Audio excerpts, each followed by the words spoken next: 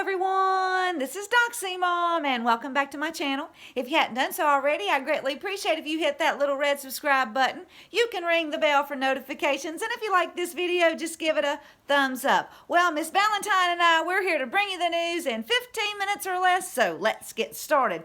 Now, Jim Jordan, he went on Fox, and what a loaded interview it was. First, they talked about FISA and how it must be reformed because the dirty FBI went to the court 4 times and lied 17 times to spy on Trump and his campaign. So, they are pushing to have a representative for the American citizen that the court is issuing a spy warrant against. And I think, in my opinion, this would be a good thing as long as that representative is a white hat and that they properly represent the citizen.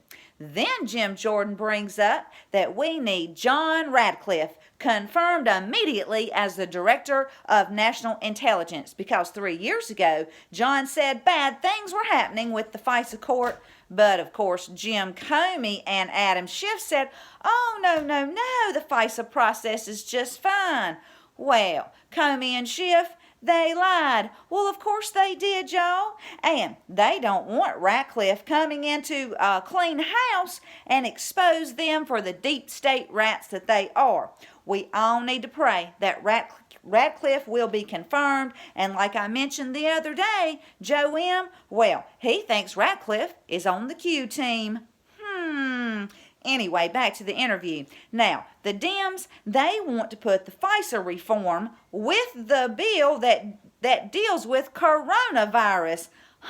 That's just crazy, y'all. Now, Jordan states as much. He says they need to be kept separate, and of course they do.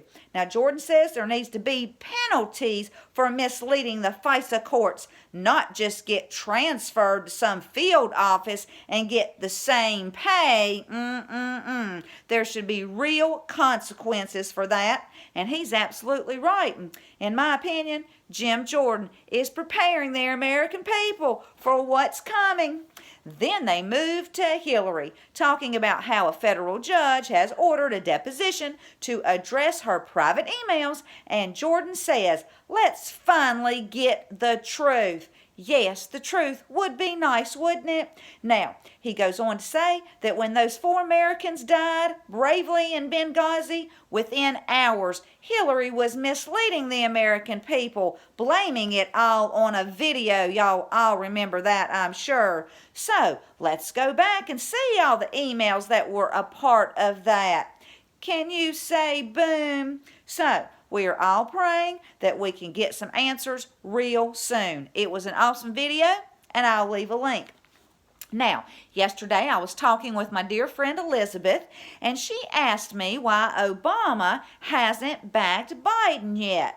Well, I told her about a video that I had just watched. It's from X22 Report, and I'll link it. And he's thinking that Hillary and Michelle Obama could team up at the last minute to run as president and vice president.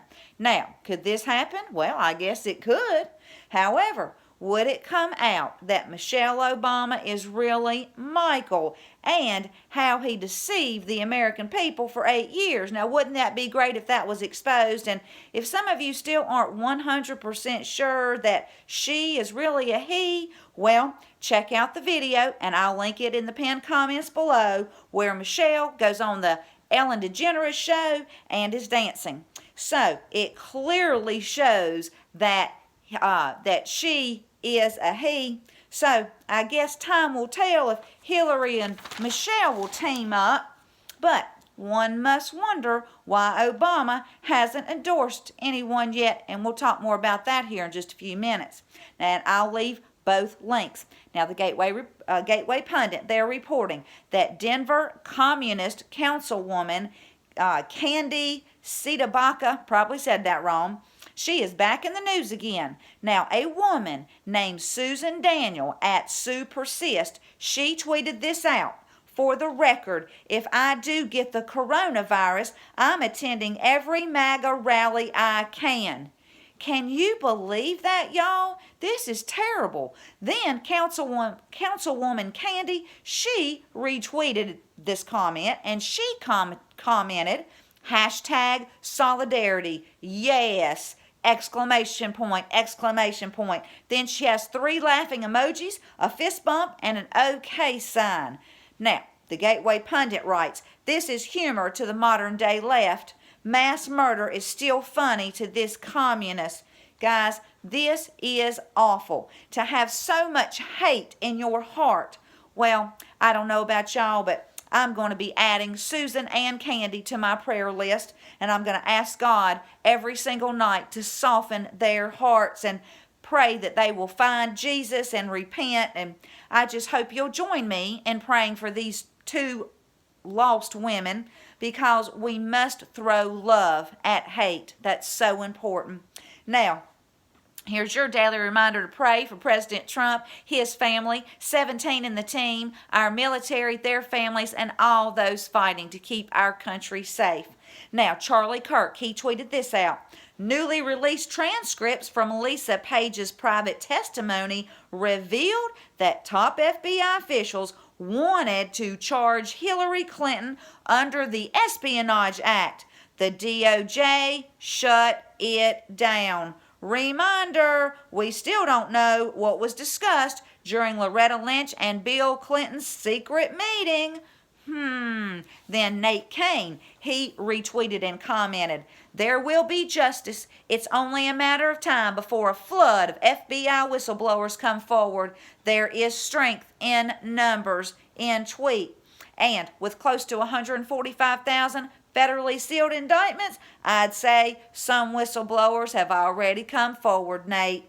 Now, The Hill, they're reporting that Senate Judiciary Committee Chairman Lindsey Graham has started closed-door interviews as part of his deep state dive into FISA and the FBI's Russia probe. He requested testimony from more than 20 current Justice and FBI officials.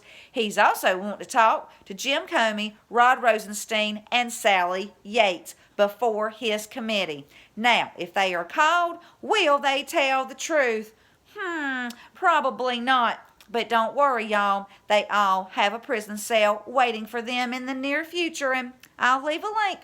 Now, according to last night's Gateway Pundit article, Joe Biden, he won Virginia, North Carolina, and Alabama. Democrat primaries, he won the Virginia, North Carolina, and Alabama Democrat primaries, and Bernie Sanders won his home state of Vermont.